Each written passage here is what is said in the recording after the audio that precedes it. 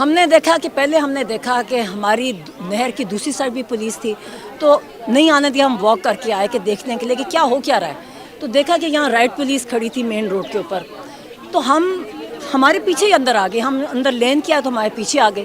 پھر میں نے ان سے پوچھا جا کدھر رہے ہو، کہتا جی ہمیں انسٹرکشنز ہیں انکروچمنٹ ہٹانی ہے ہم نے. اچھا میں ساتھ آ گئی ان کے، میں کون سی انکروچمنٹس کیا اٹھائیں گے، وہ گیٹ کے اوپر آ گئے. پھر میں گیٹ کے سامنے آ کے کھڑی، میں کہا کہاں جا رہے ہو، تو کہتے ہیں ہم نے اندر جانا ہے. میں کہا آپ سرچ وارنٹس دکھائیں، یہ ہمارا گھر ہے، آپ سرچ وارنٹس کے بغیر. اب مجھے صاحب کہتے ہیں وہ پولیس پتہ نہیں کون کہہ رہا ہے، آئی جی کہہ رہا ہے، کون مجھے پتہ نہیں کون کہہ رہا ہے ٹی وی پہ کہ ہم نے سرچ وارنٹ دکھائے. بالکل جھوٹ بولتے ہیں، جیسے ان کی عادت ہے جھوٹ بولنے کی. کوئی سرچ وارنٹس نہیں تھے، میں مانگتے رہی ان سے.